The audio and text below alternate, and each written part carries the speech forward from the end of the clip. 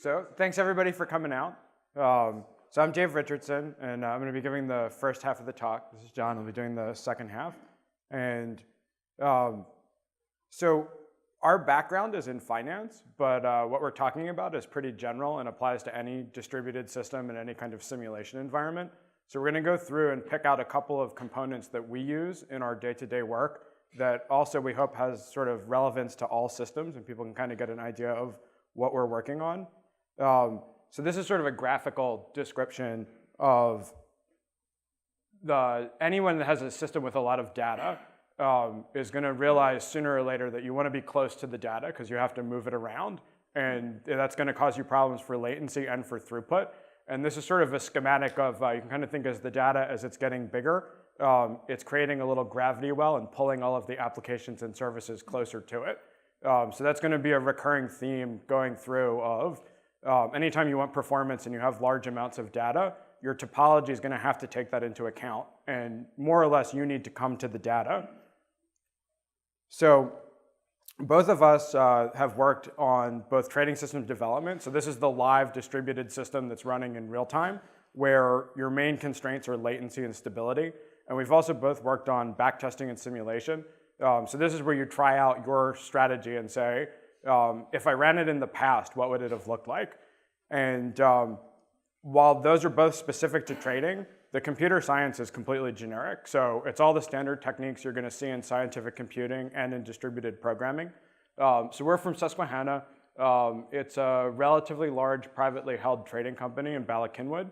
We're a US market maker, and we're an active participant in basically every electronic market worldwide.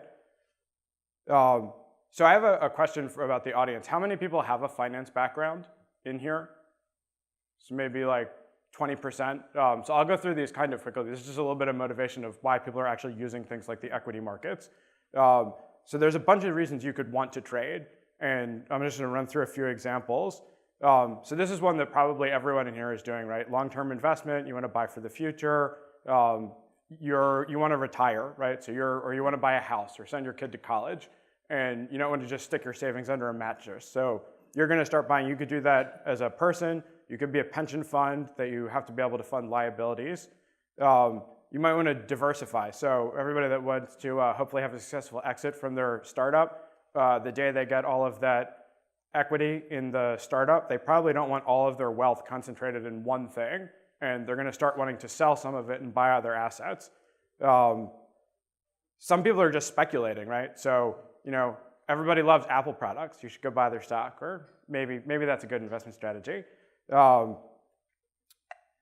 Then we get to the more complicated things that a person's not doing. So arbitrage is where the same thing has a different price at two different venues. And I'm going to get to sort of the topology of what we're operating in soon.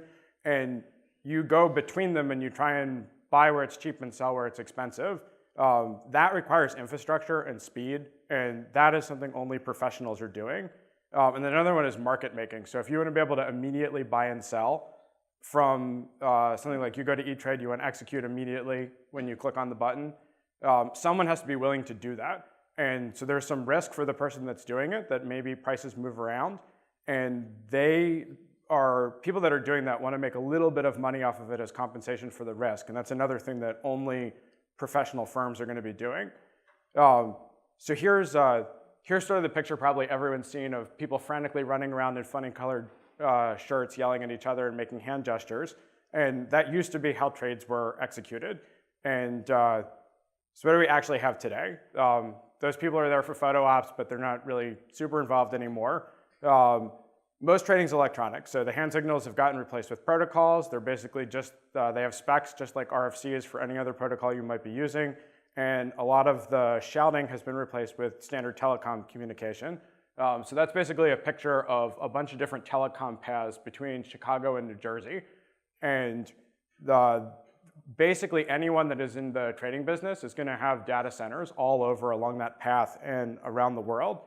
So let's say you want to trade. So we want to build a trading strategy. So this is an automated system that is going to be trading on our behalf.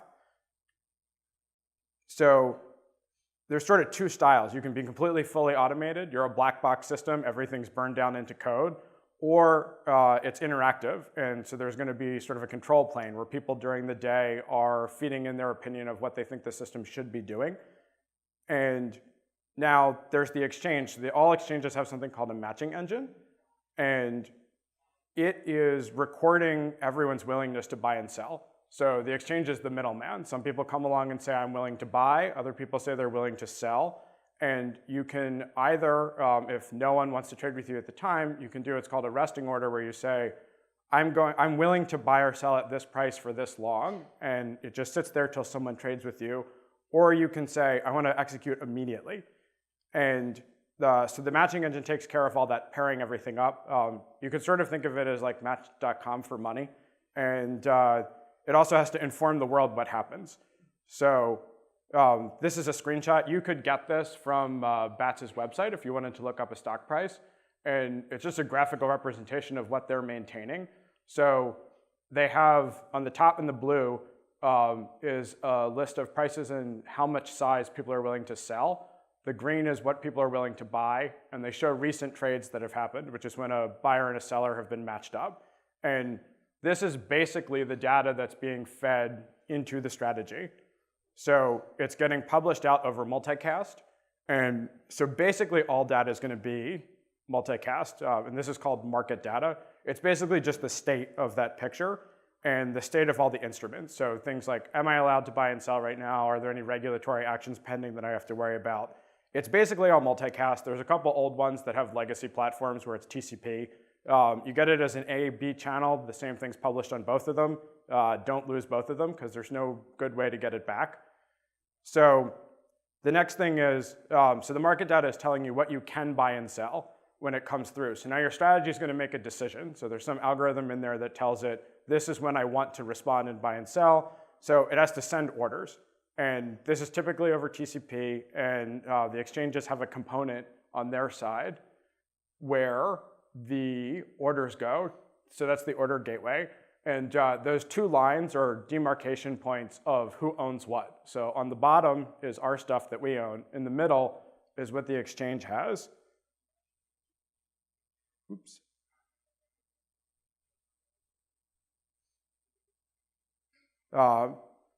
So order entry is you're sending your orders, and this is a slightly more complicated protocol because the exchange is not just giving you an update of something that happened. They have to tell you whether or not they want to accept what happened. So the protocol has more state in it.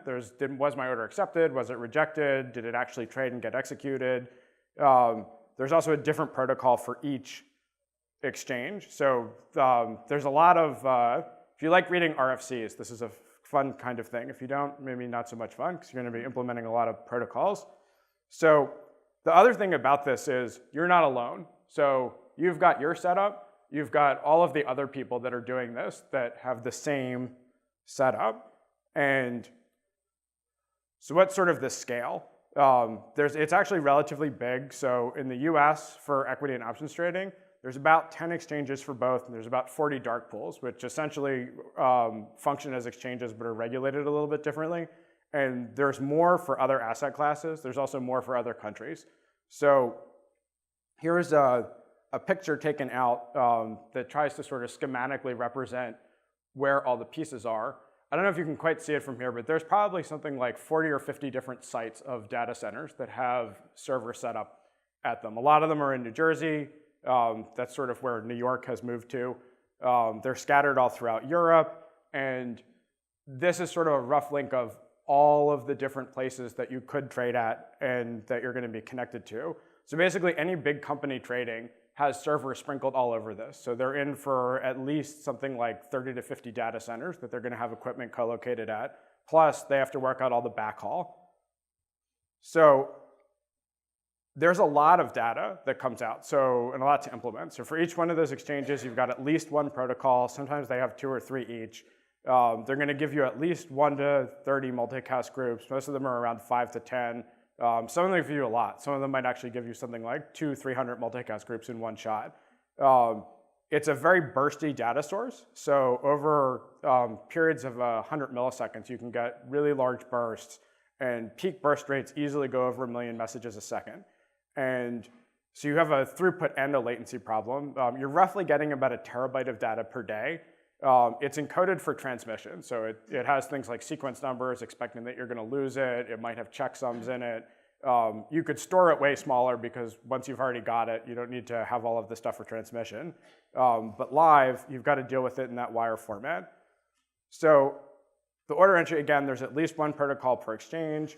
A typical exchange is going to have something like 100-ish servers for all the people connecting.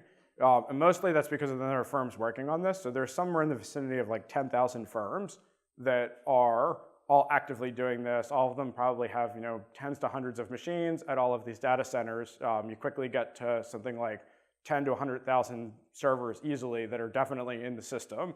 And they're all interacting with each other. So there's some engineering constraints for this. So one is that the world determines your topology, right? You have no real control over how it works. You basically have to put stuff where all these data centers are, and you have to use links that are available. More or less, no one has enough money to dig their own fiber and build their networks that way. They're renting space. The world determines your capacity needs, right? They're going to send you all the data, and you have to consume it. So you have no choice other than to keep up. You're also racing.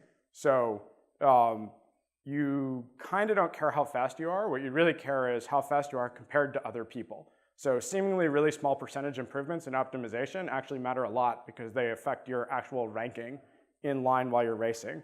And the other thing that makes it fun is mistakes are more expensive than success. So when you get it right, you have a small gain. Anytime you have a mistake, you typically lose easily 30 times as much as you make when you're right. So it's not a very bug-tolerant environment, which is one of the things that makes it fun. Another thing is complexity comes for free, right? You're in all these data centers, you have all these systems, you have all the protocols. You can't keep it all in your head, so you're going to need some kind of performant abstraction where everyone is able to reason about just the layer they're in, but putting them together and composing them doesn't slow you down. So C++ is basically the standard implementation language for all of this, and it's for the things you'd expect, right? So you control memory allocation, you have direct access to system calls, you can do low-level optimization, you can get to assembly if you need it, the compilers are pretty good, and I think a key thing is the pool of developers and libraries for performance-critical stuff is actually quite good. And some of you might laugh at the last point of that I put developer productivity as a reason to use C++. If you're tuning stuff and you have to get really, really close to the machine in the OS, that's actually true because you don't want something like the GC in your way fighting with you about whether or not something's going to get collected at a given time. So once you've decided I have to optimize, and the fact that you're in a race forces you to do this, this is actually the easiest way to implement these systems. So I'm going to go through just to sort of give a flavor of some of the things we do. A ring buffer as an example. So it's a standard data structure, right? Everybody's used to using these. If you go off one end of it, you wrap back to the beginning. It particularly comes up a lot because it's great for byte streams. So you just read the data in as it's available. And incomplete records get handled kind of automatically, right? They're at the end. You just keep appending, check and see if the whole thing's there. So basically, that's exactly what's going to happen for all this socket data that we're flinging around back and forth. And it's fairly common. You're going to end up using this in stuff like Ethernet drivers and basically any socket code. So the textbook implementation that everyone's probably seen is you have pointers, you have modular arithmetic, and the buffer is effectively split into two regions. And that works fine for some cases, but it's not great for system calls. So basically, the problem is you have to pass a pointer and a length to most system calls that you want to operate on a buffer for reading and sending. And if you have to take part of the buffer from one region of memory and pass that once, and then go and take another piece of the buffer and pass it again because it's not contiguous, now you did two system calls. So maybe I shouldn't have said you can't use it, but you don't want to do them twice because they're expensive. So that implementation is not great for socket programming. So a kind of standard way of doing it is a virtual memory implementation. So I first came across this looking through Linux Ethernet driver code, and the game, but after I found it, I checked around for a bunch of other places to see if it was used. It's a fairly common pattern that gets used a lot in systems programming. And the basic goal is to use the virtual memory system of the OS to take care of the wrapping for you. So effectively, what you can do with this is make it so that as far as virtual addresses are, you can always get the entire buffer contents in a contiguous block without any copies, and now you're back to being able to do one system call. It's common on Linux and Windows. It is less common on Windows because the page size that you have to map is the smallest size you can map is larger. And so if you had something like a web server on Windows with a really, really large number of connections, you might not be happy with how much memory you end up pulling. So this is relatively complicated. Most people are not going to want to be dealing with this every time they make a socket call. They want it hidden somewhere. So this is an example of one of the things you want to encapsulate. And so we're going to schematically go through. So you start out with physical memory. And so this is just some region of physical memory for the blue. Because you're mapping it, it has to be entire pages. So we're going to map it once. So now this green is a region in virtual memory where you've mapped your physical memory once. And now we're going to map it again. So we've mapped the same chunk of physical memory twice, but we've made them go contiguously after each other in virtual memory. So now, when we start out, we initialize it, and we say, this is the part of the buffer that we're using. So the arrow is the beginning of the buffer, and the line is the range that you can address forward from that arrow and accesses the currently usable contents of the buffer. So what's going to happen is, as we advance the pointer, because we've consumed data from it and we want to move it forward, we still pretend the length is the same. And so we've gone, the end of the bar has gone into the second mapping. But if you look at back to the physical memory, what's mapped, what that really means is it went back to the beginning, because the same element here and here are the same spot in physical memory. So we can keep just advancing it through, and everything works fine until eventually we advance this far. And so now this would be no good, because if we were to access the entire buffer from here, we would go off of the end of what we had allocated for it and hopefully get something like a crash so that we'd notice that we had done it. But so the trick is to wrap it back, because again, this, because of the mapping, is the same as here. And so you can just slide it back, and you're in the same spot, and now you can't go off the end anymore. The other nice thing about that is you get out of the modular arithmetic, because you're able to just say, oh, I've noticed I went too far, let me just subtract from it. So this definitely, like, these kinds of things come up a lot of this type of system programming, and they're relatively low-level components. In the end, you pack it up into something that actually looks fairly simple. This is the only slide with code. This is, I actually took this from the implementation we have of, so you just go through, and the first one is declaring a ring buffer and saying, I want it to be 16 kilobytes big. It's set up with a method to append and consume, so you can append a 12 in, it figures out the type of it. It's C++, so you have overloads and templating, and then you consume it back. And so one of the nice things about this is all of the system calls and all of the magic to make it happen, you don't have to think about. Wikipedia actually used to have a really good example POSIX implementation of this, and they unfortunately took it down. And I don't have the code anymore. I would have put it in here as an example. So, so that's sort of the general flavor of live, of all of the constraints that you have and the types of programming. So I'm going to turn it over to John for going through backtesting.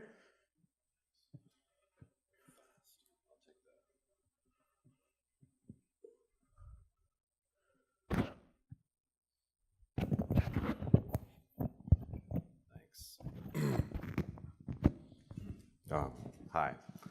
So my name's John Granieri. I work with David, leading a small team that kind of focuses on the backtesting work. So I'm going to take it up a level here. Basically, my intent is to talk a little bit about some of the things that we do in backtesting, which may be actually generally usable in more enterprises kind of going forward. These are systems that we've kind of developed over time. You know, they're typically kind of considered high throughput and high performance computing.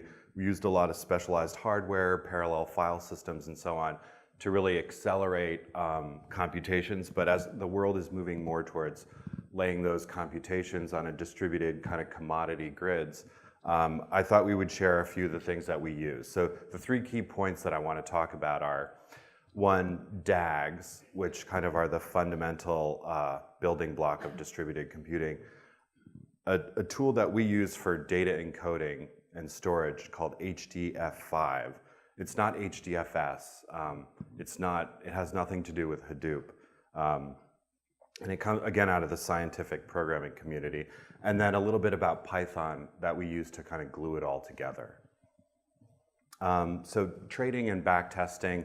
Backtesting, well, first of all, I just wanted to make a point related to what David talked about, that you are probably interested in what's happening in the trading world because in many ways it affects you or you're involved. If you ever go out to trade directly yourself on the market, you're going to be trading against other people's robots. Typically now, all the execution is automated, so you want to know what you're doing against them. And you're all using automated trading strategies in your 401ks, typically because you're using index funds, which are very simple mechanical trading strategies that do index following. And of course, on the web now, as we all know, when you go click on something on Target, suddenly everywhere else on the web starts showing you similar or related ads because there's a ton of automated trading strategies that are auctioning. Your attention is being auctioned off, and there's bidders who are buying it. So there's lots of robot trading, and it's probably going to only increase. So the process of backtesting is really where we're taking trading strategies, we're running them in the past, and we're really searching for the behaviors and the parameters that are going to kind of optimize that trading, that behavior in some way. So very simply, a trading strategy it's a decision maker, and at a very high level, it's a function that's going to its input is really the market state, both present and historical. It's going to be some set of models that have been tuned over historical data to recognize a pattern and trigger. It's going to be a set of parameters for those models, and probably there's a whole bunch of other stuff like positions will have an impact too if there's feedback as you trade. But typically it's not dissimilar to any other automated control system where the thing that the parameter space of the models is usually very large. And the problem is, to pick that set of parameters, which is going to, either, maximize some function like P&L or minimize something like variance over some time. And if it works in the past, the assumption is that, with the right conditions and constraints, it could work in the future. So it's a searching problem. But the problem is to compute each point in the search space takes a lot of computation because you have to run a simulation. If you change a parameter or a behavior in your strategy, you need to run it over a long period of time to make the results statistically valid and make sure that you're not overfitting to some particular event. That bought Apple 10 years ago. Every strategy that bought Apple 10 years ago is going to win.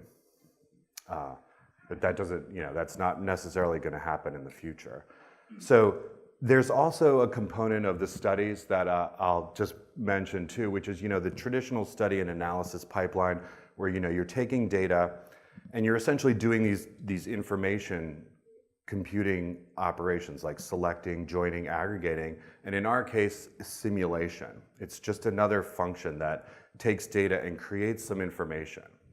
From that information, then you create a space that you have to do searching, you're going to do learning, various types of reductions and analyses. And then that's going to give you some knowledge about what you're looking at. And then, there's the business aspect comes in where they're going to do a risk analysis and weigh costs and benefits, and then they're going to take action, some decision. And it's really very similar in the trading world as it is in other, if you're selling Charmin or toothpaste. And we also, there is important to point out, we work at several different levels of detail. And when I'm talking like for high throughput, it's when we're doing discrete tick, full tick simulation, where we're replaying the market's data. And we're recreating moments in time, exactly as they existed in these high performance trading systems. There's lots of other levels of detail and different where people use 1-minute returns or daily returns, which vastly reduce the problems. And typically, the typical study cycle is you look at stuff at these lower level of details, find interesting patterns, and then increase the levels of detail until you're running a full tick simulation. And then again, one of the, you see this on every single disclosure form for investment strategies is past performance is not necessarily indicative of future results, and that's very true.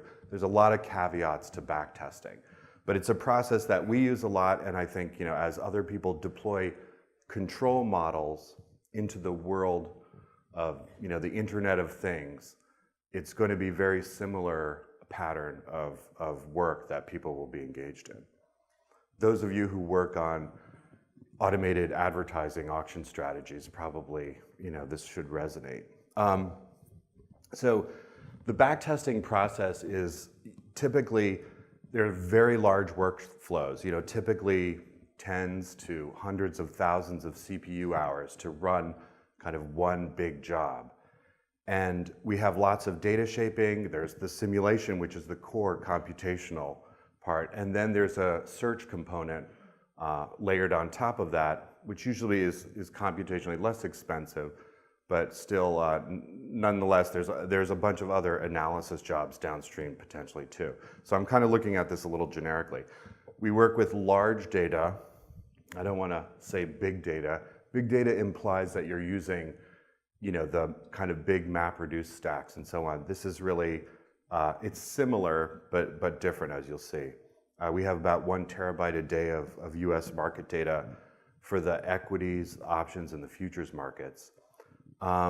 We have to look at many days and over many different configurations to create these points in parameter space.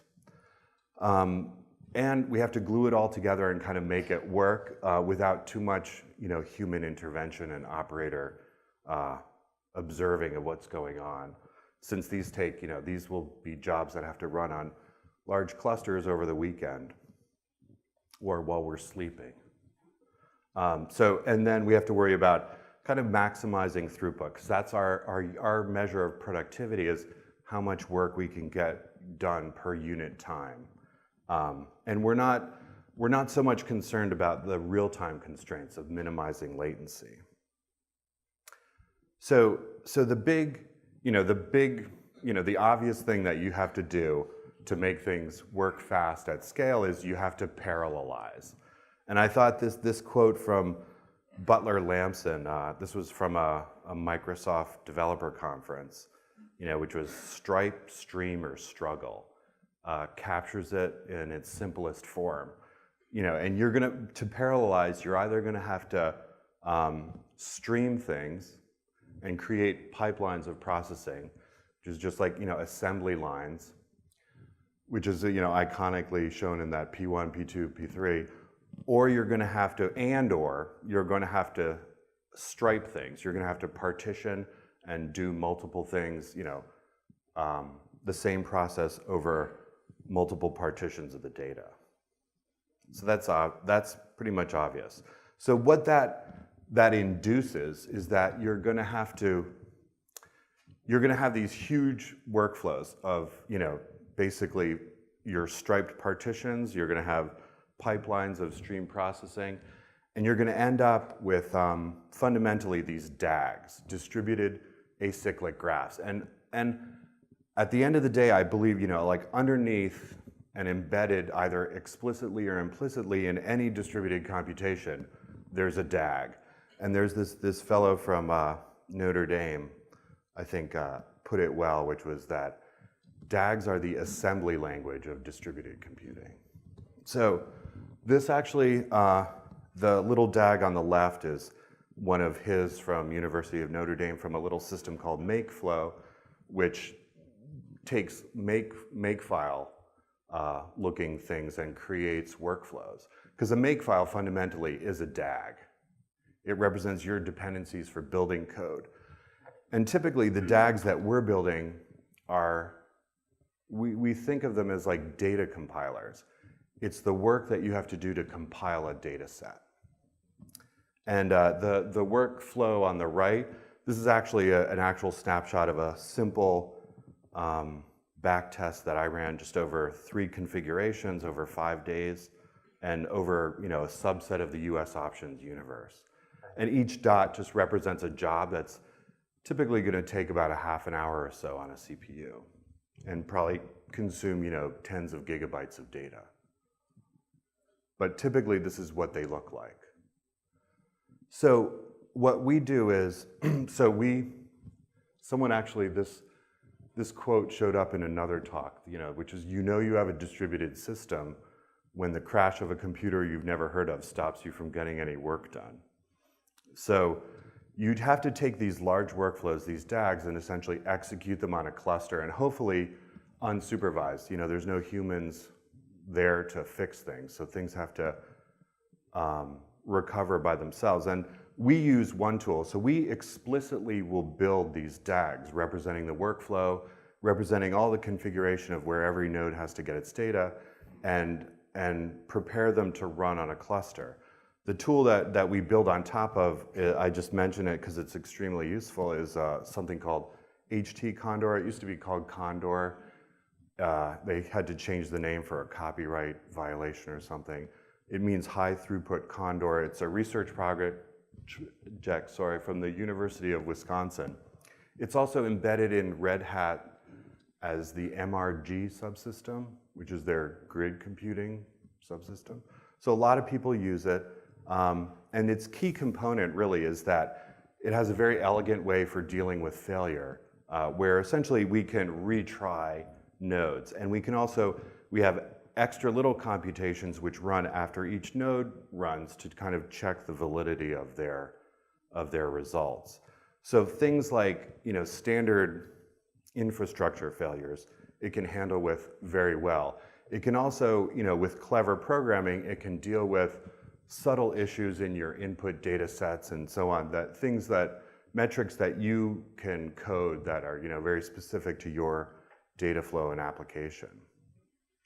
So it's key also that on the backtesting side, there's very little time for maintenance or downtime. So we're running 24 hours a day, 7 days a week, and often when nobody's there, versus kind of the production real-time world, which is 9:30 to 4 every day, 5 days a week, and they have a lot of time in between to repair things and bring them back up. So the DAGs, excuse me a second. The DAGs make it extremely easy to scale up, because as soon as we can kind of express our workflow in the form of a DAG, and we've taken a little bit of care in terms of the parallelization and the scalability of the access patterns to data, we can kind of put it on bigger and bigger clusters. So we can scale it up very easily up to a point. So for anyone who's ever tried this, there's a limit up to which you can scale, and that's defined elegantly by Amdahl's law. And this is just from the Wikipedia article, the various curves for the maximum speed up given the portion of your code that is parallelizable. And you saw in our workflow, typically these workflows tend to, like MapReduce, they tend to, at the early phase, they can be vastly parallelized. But then as you tend to, as the simulation proceeds and you finish your partial results, you're doing these massive reductions.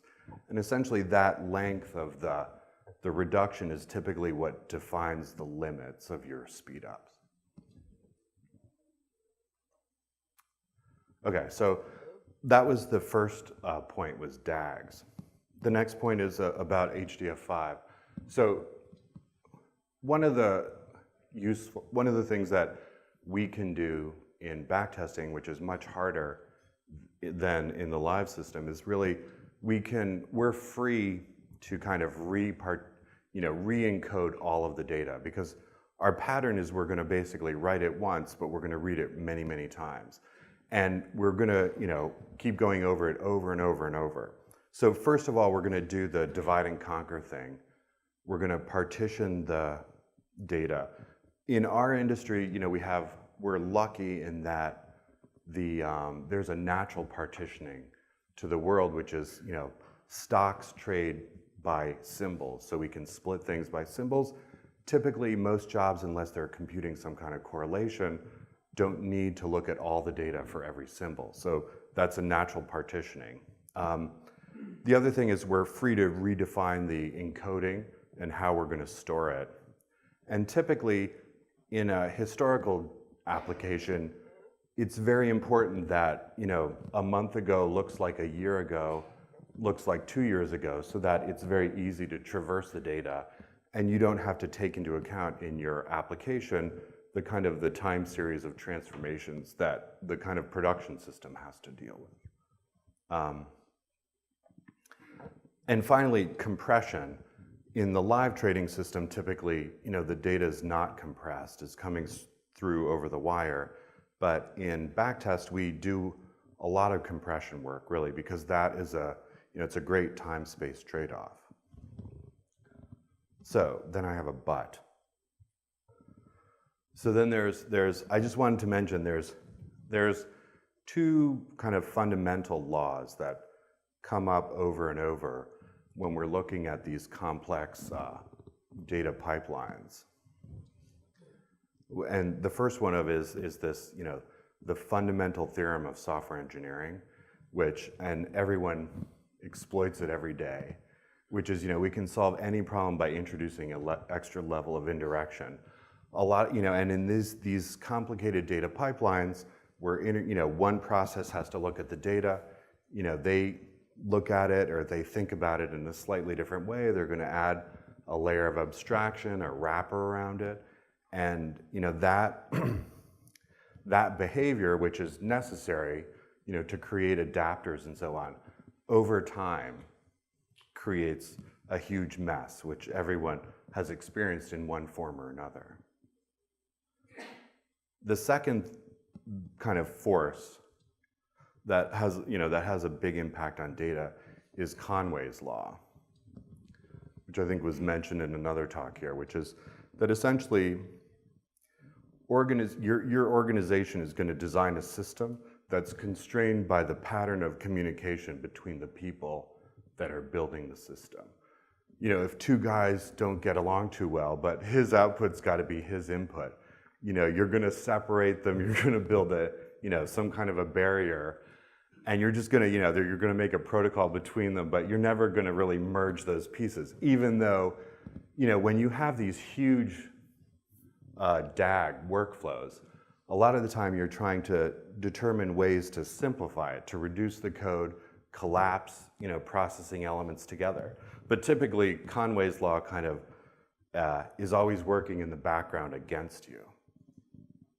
And I just mentioned this other book, System Antics, which I found has been actually kind of amusing and insightful.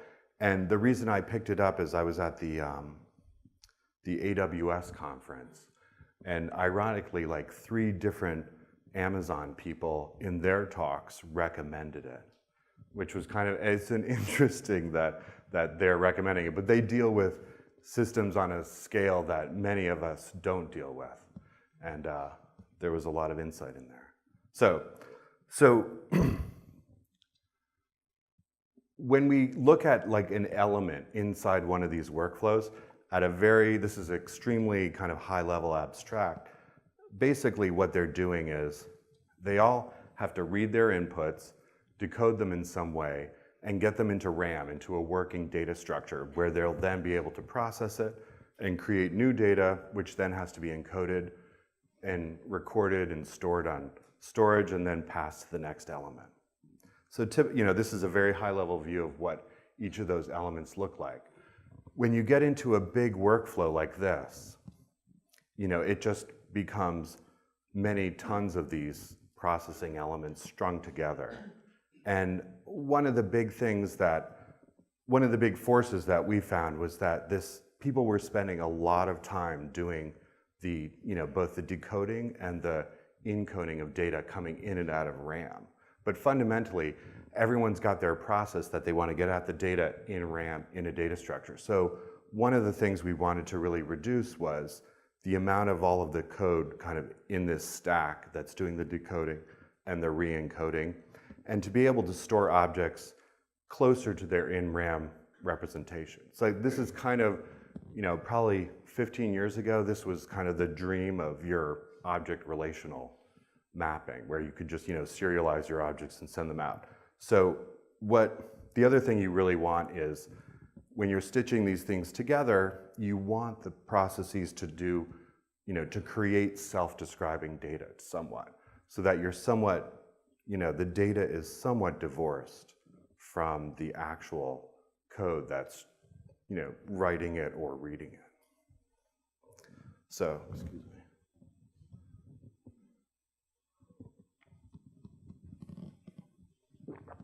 So in our area, and a lot of other areas of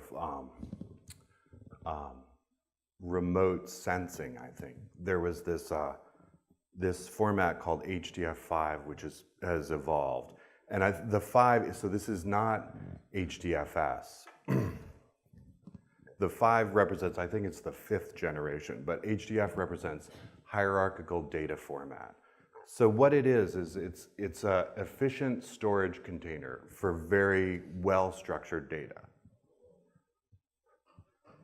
So you can think of it as like it's an object store in a file, where the objects are these tables or multi-dimensional arrays. And you can kind of organize it in a column or row orientation. And one of the big things that it has as well is it has metadata. So metadata is part of the data. I have that little quote, which is metadata will set you free.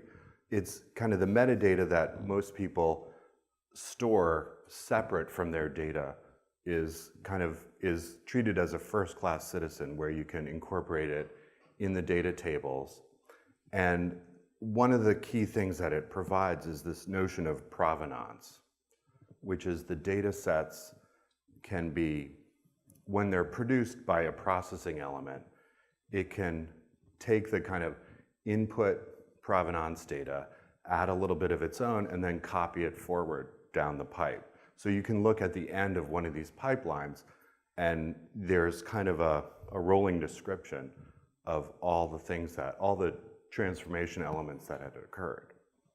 So that's really important for debugging things.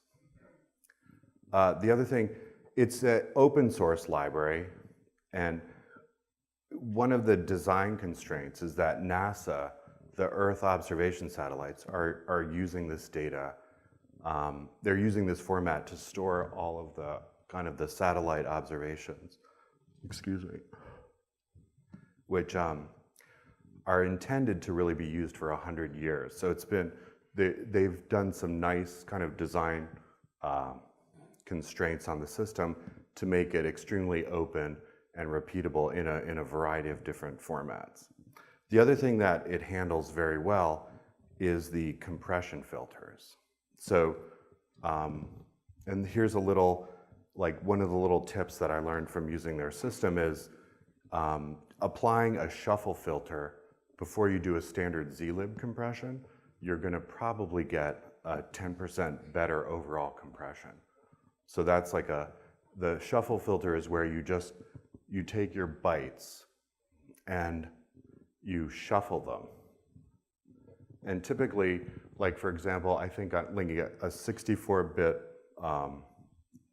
double or integer, typically the numbers we store aren't big numbers. So typically, the upper bytes are 0, but when you're doing the sorry, the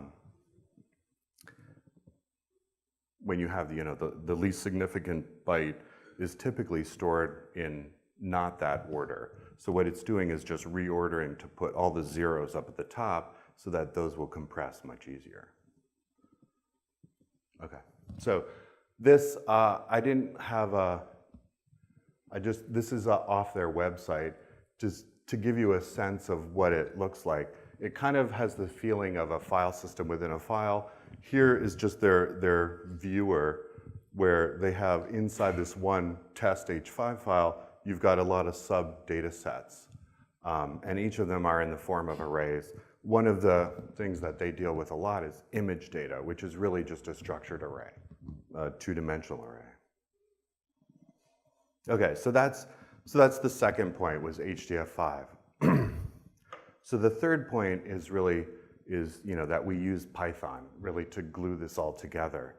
And one of the main reasons, we've been using it for probably 10 or 15 years at large scale, and now it's becoming the de facto language for data munging in finance. So it's made it a lot easier for us now because there's a lot of other tools that we can use.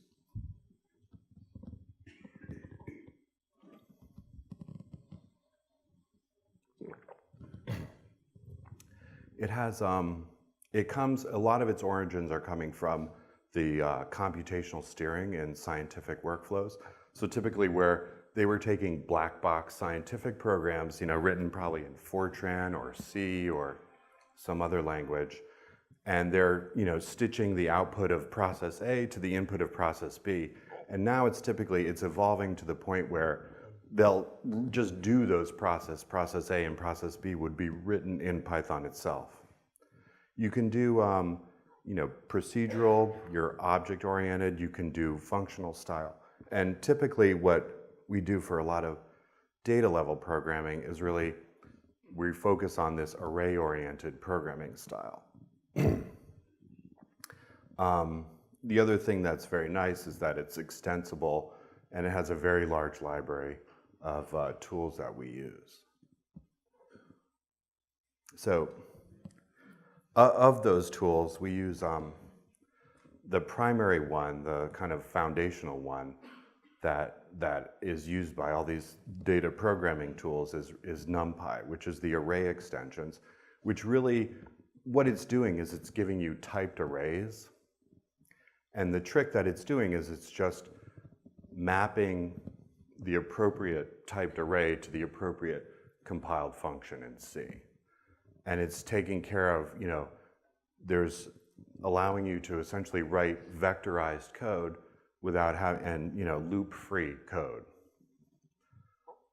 There's also a bunch of libraries in SciPy, and the latest one that's been growing a lot in usage is Pandas, which is, it's a kind of like a R data frame or a MATLAB data set or table implemented in Python on top of NumPy. There's also a growing toolkit is the scikit-learn, which is used for machine learning and regressions and classifications. They've got a great library of kind of machine learning tools. The last one, one of the other big reasons is recently has been the development of IPython, and especially the notebook. And I don't know how many people here have used that before. Quick show of hands. So yeah, I think it's been a big game changer in terms of bringing kind of the tools that have been used in science for producing reproducible science and sharing it to a much broader community. I believe there's the IPython notebook, it's also suitable now for sharing MATLAB code or R code, as well as some of the other kind of evolving interpreted languages for data analysis like Julia and so on. It's not just for Python, but the key thing that it really enables is that it turns the Python programming languages and a lot of these high-level abstractions into kind of an environment that's really suitable for interactive work, where you're interactively, creating very short programs that are essentially, one line long, very similar to if you're in the bash shell and you're doing, text pipelines, where you're essentially, most queries, interactive when you're exploring data, can be kind of expressed as like one-line mini programs. And that turns out to be extremely powerful for the people who are doing, the data analysis for, discovering business value in the data that allows them to really to prototype and kind of create, interactively explore the data, but also then once they kind of manually work through an analysis, they can kind of quickly work on automating, that workflow. And,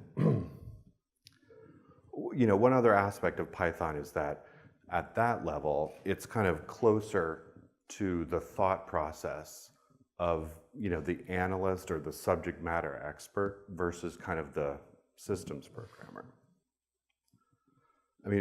And one of the other kind of descriptive terms we use is that, and this was like, I was interested to hear that Java was referred to as the blue-collar language. I think Python is really kind of the yeoman's language, where it's competent for doing a lot of things. It's not an expert or the prince, but it's kind of serving. This was a slide I kind of borrowed from the Continuum Analytics guys, but I just wanted to just give you a little taste. If people haven't seen array-oriented programming before, this was a good example, and it shows a little bit how it's evolved. So this is Conway's game of life, the little, where, I don't know if it dates me, but essentially it used to be like the little traditional artificial life demo, where you've seen it where, the rules of who can survive in a 3x3 grid. I should probably have put a picture up, but above is the implementation of the Conway's game of life in APL, which is the original array programming language, and it's almost incomprehensible. But in the lower part is really the implementation in the kind of array-oriented programming style in NumPy.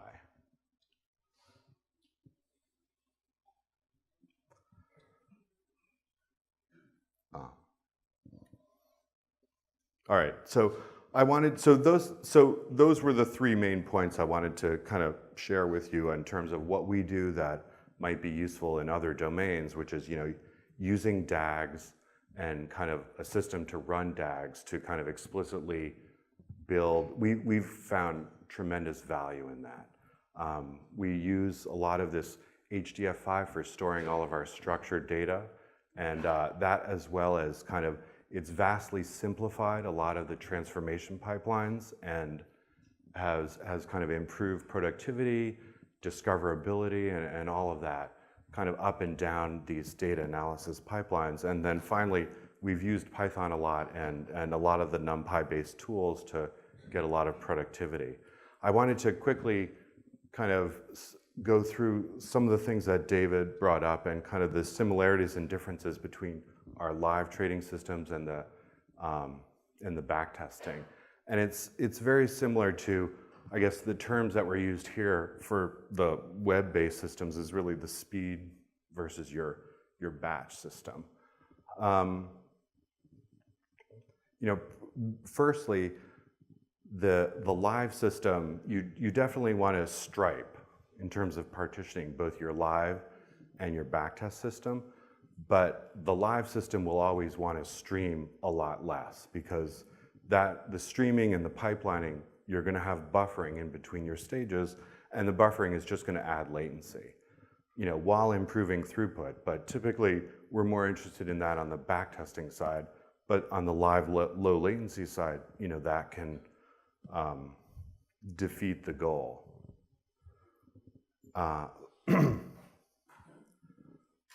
On the kind of simplicity side, we're in the kind of production live system, you really can't waste cycles to simplify your programming task.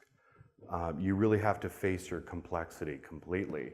Whereas on the backtesting side, you know, we're going to waste some cycles to kind of make the programming a lot simpler, or at least to normalize. And things like, you know, Hadoop MapReduce is way less efficient, you know, than other programming styles, yet it's far simpler. The other thing that is of interest typically is on the low latency side, the CPU is never really heavily used. It's, you know, you have these microsecond level bursts where you need to wake up, react very quickly, and then you're pretty much going to be asleep most of the time.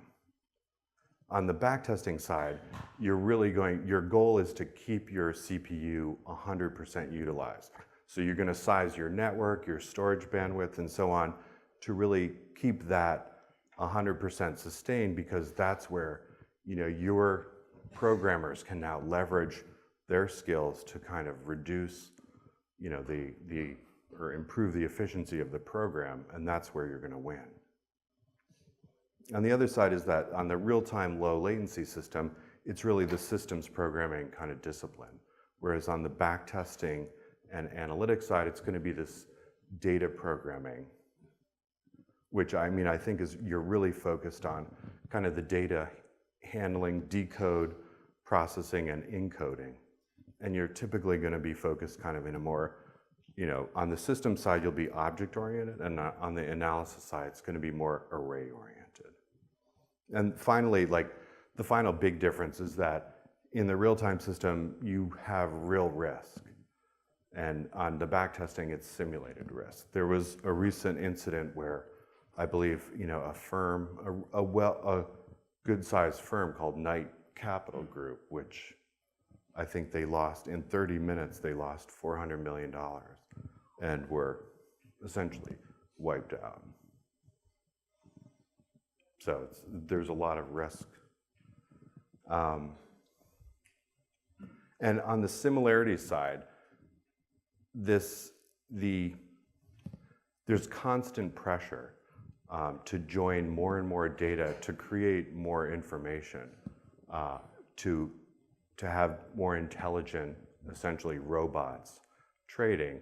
And you really have to push back, and there's this constant process of simplification to both reduce, you know, the number of steps and to try to cleverly handle this constant pressure of incorporating more and more data. Another point that's very similar is that this notion of limits breed mastery, where you need to essentially constantly measure what the bounds of your system are. In the real-time system, it's going to be latency, and in backtesting, it's going to be throughput.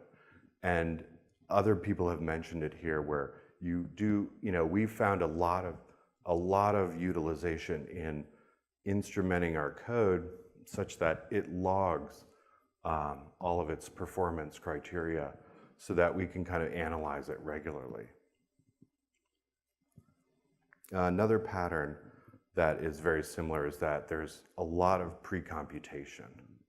And, you know, wherever that's possible, you want to exchange running code for just looking up a pre-computed result. The other thing that we found extremely similar was this uniformity and the control of our infrastructure. Like, both systems require that you control the infrastructure well. Like, on the production side, it may be, you know, mapping individual processes to individual CPUs and keeping that very well controlled. On the backtesting side, it just may be that, you know, every machine has to have the same imaging so that it's consistent, and you're not going to mix, you know, different versions of different libraries or something like that. And then finally, there was this notion of data gravity, and that David had shown in the beginning, which, you know, we found to be true in both the real-time low latency world, where essentially, the data is drawing the applications much closer. In the financial world, you see that through co-location. Essentially, everybody's trading computers are, 15 feet now from the matching engine. Or they may be distributed in a data center where they're all this, equidistant from the trading engine. On the backtesting side, more and more we have to worry about the locality of the data and kind of locating the computation, closer and closer to the data. Anyways, and I just wanted to mention that the future, I think, is that Python and other high-level languages are going to, need a whole new layer of technology to kind of speed them up and improve their performance. Two interesting things are the Numba and Blaze initiatives, where they're compiling Python down to, through the LLVM and then translating that to machine code. That, looks very promising for making the high-level languages, potentially as performant as low-level C and C++. The other big thing is that some of these computations, they're very, it's similar to what you had to do 10 years ago to split up an individual computation to run on a 32-core processor. Now you have these, you have a 1,000-way parallel job that's going to take 10,000 CPU hours, and you need to run that on a cluster of 200 or 500 cores. There's really very few tools that kind of look like a compiler or a linker or a profiler to kind of give you an analysis of that workflow and tell you, where you need to focus to improve it. And essentially, like, one of the tools that we built that creates these DAGs is essentially like a workflow compiler, where we write a very high-level program that represents the entire workflow, and it's producing these DAGs. But I think the future kind of includes, the creation of a lot more tools like that. And I think that's good. Thank you. And I think we ran over a little bit, but I guess we do have time for a couple questions. No? All right. Thank you very much.